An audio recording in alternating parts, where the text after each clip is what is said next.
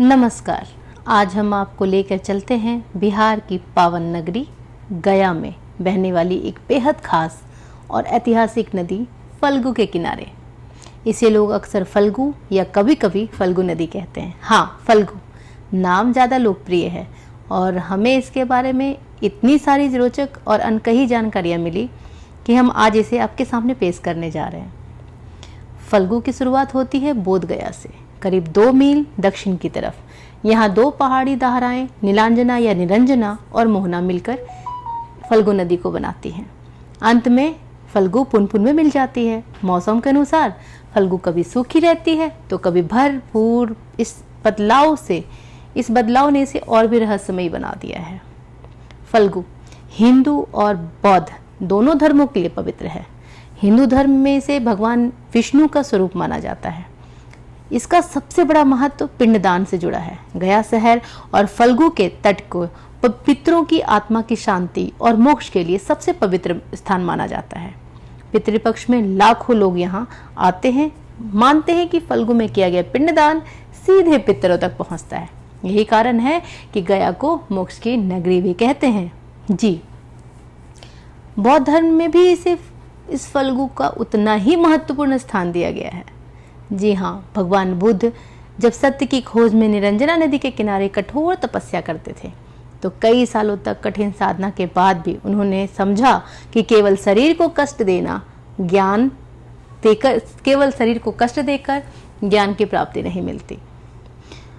उसी समय सुजाता नाम की एक स्थानीय महिला ने उन्हें खीर खिलाई, जिससे उनकी ताकत लौटी और आगे चलकर उन्होंने बोधि वृक्ष के नीचे ज्ञान की प्राप्ति की।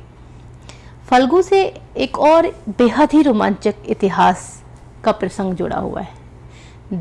जब राजा दशरथ का पिंडदान संपन्न हुआ और श्री राम लौटे तो फल्गु नदी एक कौवा, गाय, तुलसी और एक ब्राह्मण सहित कई गवाहों ने सीता के पिंडदान की गवाही देने से झूठ बोला। इस झूठ से क्रोधित होकर सीता माता ने नदी को श्राप दिया कि यह हमेशा सूखी रहेगी। यही कारण है कि आज भी इसे कभी कभी श्रापित नदी कहा जाता है। फल्गु नदी से जुड़ी और भी कई रोचक कहानियां हैं। उनमें से एक और मुझे याद आ रही है कि रात के समय इसकी लहरों में अजीब सी आवाजें सुनाई देती हैं, जैसे अतीत की गाथाएं खुद ब खुद बोल रही हों।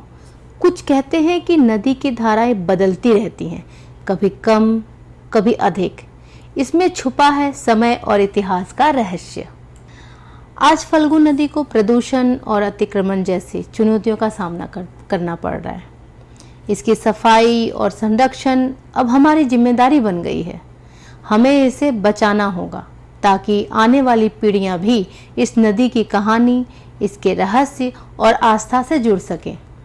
फल्गु नदी यह सिर्फ जल नहीं, यह विश्वास, इतिहास, तपस्या और रहस्य की अनकही कहानी है। हिंदू और बौद्ध धर्म दोनों में इसका महत्व इसे और भी खास बनाता है। चाहे यह सूखी दिखे या बहती हो, यह हमें हमारी संस्कृति, हमारी विरासत और हमारी आस्था की याद दिलाती है। फल्गु एक नदी, एक कहानी और एक जीवित इतिहास है। दोस्तों, आज के वीडियो के लिए बस इतना ही।